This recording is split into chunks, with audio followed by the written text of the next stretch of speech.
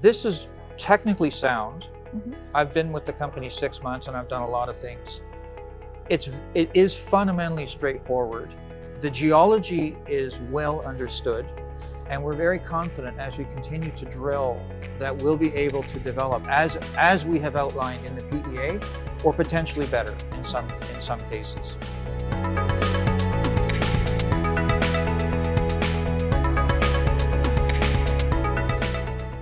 Hello and welcome to the Assay TV. Today I'm here at One-to-One Mining Investment with Paul Chawrun, COO of i-80 Gold Corp. So Paul, thanks so much for joining us here. It's a pleasure to be here. Absolutely. And, always great to be able to catch up with some companies that haven't been featured on the Assay before. So maybe just as a quick introduction, you can tell us about i-80 Gold, what differentiates you from some peers. Yeah, so first of all, we have an excellent set of assets, and the management team before us did an excellent job putting this all together. So we have measured and indicated in the range of about 5.5 to 6 million ounces, and then we have in the range, I'll say in the range because we're updating all of these, of around 7 million ounces inferred. Some of these are extremely high grade underground deposits, and some of these are not as high grade but excellent cost open pit oxide deposits, all within the range of $1,200 to $1,500 per ounce, with a very clear path on how we're going to put this to production in a short time frame at comparatively low capital. So there's not too many growth stories out there like what we have. Okay, excellent. And do you want to talk about kind of those plans, those development plans, and you have this hub and spoke strategy. Can you talk a little bit more about that? Sure. So the hub and spoke strategy is based on the underground mines are refractory ore, which is consistent with all the ore in Nevada. So it needs to be processed through an autoclave. And so we already own an autoclave, but it needs to be updated, needs to be refurbished. And so that's the Lone Tree autoclave. And so our plan is to supply the ore from 3 different underground ore mines. So that's the Granite Creek, that's the Cove, and that's the Archimedes underground. That will feed the autoclave, and we're doing this in phases. So phase 1 is to complete the refurbishment of the autoclave. That's a 2-year process. So we'll have that completed by the end of 2027. We are already in commissioning of the Granite Creek mine, and we're starting development of the Archimedes, and we'll be into the ore zones with the development by late 2026 and into 2027. So in 2 years' time, we'll be able to produce 150 to 200,000 ounces annually, very high grade, very good profit margins. So it's a very near-term story. So that's the hub and spoke.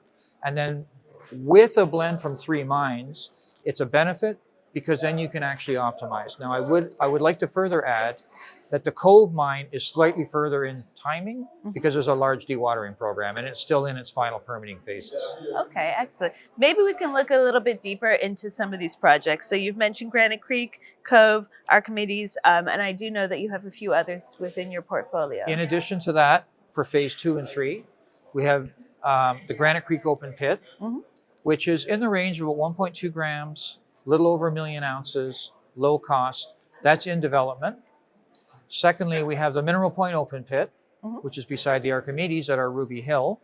And I need to split this out, roughly 3 million ounces of measured and indicated, and roughly 2 million ounces of inferred. But we are looking at drilling that further of open pit. So you add that all up, it's an excellent growth profile with room to grow. Absolutely.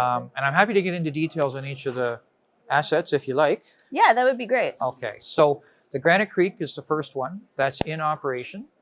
It has had a little bit of challenges with water. It has had a little bit of challenges with some of the ground conditions. However, those have been alleviated where we have steady state operations now. We're just going through the final stages to deal with the water permanently. We have a temporary solution. Within several months' time, we'll be able to permanently manage the water. And we're drilling. We're finishing up a drilling campaign of 40 holes. About 35 of them have been done now. We'll be finished by the end of the year. We'll be announcing some of those results early into the new year. But the most important part is there'll be an updated resource. We're very positive with how it looks right now. That's all I can really say. There'll be a feasibility study based on that new resource that's in progress right now.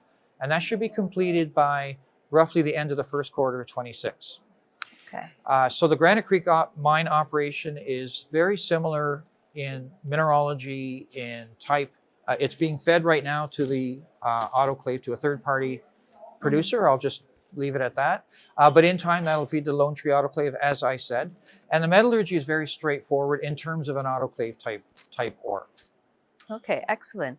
And so I have seen that there's this phased plan to reach 600,000 ounces a year by the early 2030s. Can you talk about, what are the plans that are needed to be in place to get to that Sure. point? So I just explained phase one. I'll just Yeah. quickly go through it. So development of Granite Creek Underground, Archimedes Underground, that's in progress. Secondly, Lone Tree refurbishment, feasibility study complete. We'll announce those results by the end of this year, so in several weeks' time. So we already have the feasibility in hand, and we've already started early works. So that's phase one. Yeah. Phase two, we're looking at ways to optimize, but it fundamentally consists of the Granite Creek open pit, the Mineral Point open pit, and the Cove Underground. And the second phase is the Cove Underground and Granite that gets us into the range, and I'm just going to say nominally roughly 300,000 ounces per year. And then the Mineral Point open pit is nominally 250 to 300,000 ounces per year produced, low cost. The PEA shows roughly $1,200-$1,300 per ounce. And then that's about 4 or 5 years away, we estimate. We're looking at ways that we can accelerate both of those open pits in parallel, but our focus is to get phase one going. Okay, excellent. And are there kind of key permitting or other types of regulatory hurdles that you need to pass to get to? So we'll start with phase progressing? one. Phase one is permitted. Now, what I'm going to say is you always have operating permits, standard operating permits that you need to update. And so the Lone Tree refurbishment has those. So it's permitted, but you still need the water control permit. You still need to update the air. Yeah. There's a mercury abatement system that is now required under Nevada law that got changed in 2011. There's a number of other updated permits, so those are in parallel. Granite Creek's similar. With the water that we have underground, we need an updated permit to be able to discharge the water for a water treatment plant. But again, those are what I'll call operating permits. And then for the Archimedes, it's a little more complicated. So we have the permit to operate the Archimedes down to the same level as the open pit that is right beside. So that's the 5,100 foot level. Yeah. And we're in the process of getting the permits at depth. And that's a relatively straightforward process if the geochemistry is consistent. If the geochemistry is different, then that will reflect the degrees of permitting we need for the Archimedes at depth that we call the Ruby Deeps. And then lastly, it's a full EIS process for the 2 open pits. So that's going to take longer. We need to do quite a lot of work for the environmental, and then we need to work through with the various regulatory agencies to be able to permit those. And so that dictates the timeline, and we are evaluating ways we can accelerate all of these for the long-term permitting. Okay, interesting. And so, you did raise around 185 million earlier this year with Yep. plans for future financings. Can you talk about, how these funds are being used and Okay, so the use of proceeds for the equity raise that we did in May primarily consists of drilling that we're going to be doing over and have started over at Archimedes, drilling at Granite, technical studies for the feasibility studies that we're going to have at Cove, Granite Creek, and as well some of the early works that we're already embarked on so that we can de-risk the execution plan for Lone Tree. Yeah. And then for the next equity raise, big mistake, not equity raise. For the next raise, we're looking at different sources of debt or potential royalty or potential divestment of some of our non-core assets. And that's in the range of about $400 million. And then that will be used for the refurbishment of the Lone Tree and potentially, and this I'll just say potentially, drilling Mineral Point for all to get that to where it needs to be to indicate it, so potentially in due time to do a feasibility study for Mineral Point in several years' time. Okay, interesting. I mean, looking at divestment, there is kind of the consideration for sale of the FAD polymetallic project. Can you talk a little bit about that? That's right. So this is an excellent deposit. The company paid good money and then added a lot of value to put that project to where it is today.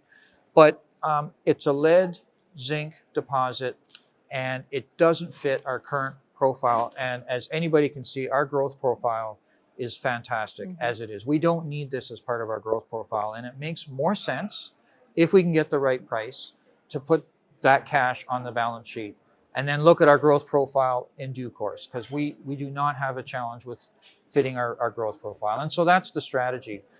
That being said, we need to get the right price. Right, absolutely. And so, there's so many plans in place with this various phased approach that you have for development. Can you maybe summarize kind of what we can look out for in the coming year from Sure. i-80? So I'll just rhyme through it in order. I think I'm going to start with, this is technically sound. I've been with the company 6 months and I've done a lot of things. It is fundamentally straightforward. The geology is well understood, and we're very confident as we continue to drill that we'll be able to develop as we have outlined in the PEA, or potentially better in some cases. And in terms of catalysts going forward, we have a lot. So we're going to announce the results of the feasibility study for the Lone Tree refurbishment. We already know the numbers as expected, so there's nothing going to come out that's different there. We have 2 feasibility studies that we'll have in the early part of 2026. So that's the Granite Creek open pit, or I'm sorry, Granite Creek underground with the drilling with the new resource, the Cove new resource with the feasibilities, and then we're working on our financing, and we expect to announce what that's going to look like early in the 2026. So those are major catalysts. Yeah. That will spell our path for the phase 1. And then going a little further, we're already drilling at Archimedes, so we expect to issue some results of that sometime in the new year.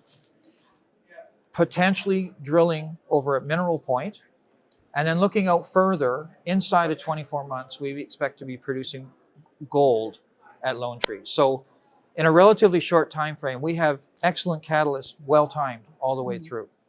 All the way through into production. All the That way sounds through excellent. into production in 24 months and then beyond. Yeah. Okay, excellent. Well, we'll definitely have to catch up again soon and see how all of these plans are progressing. But Paul, I want to thank you for joining us here today. It's on been the a pleasure. Assay.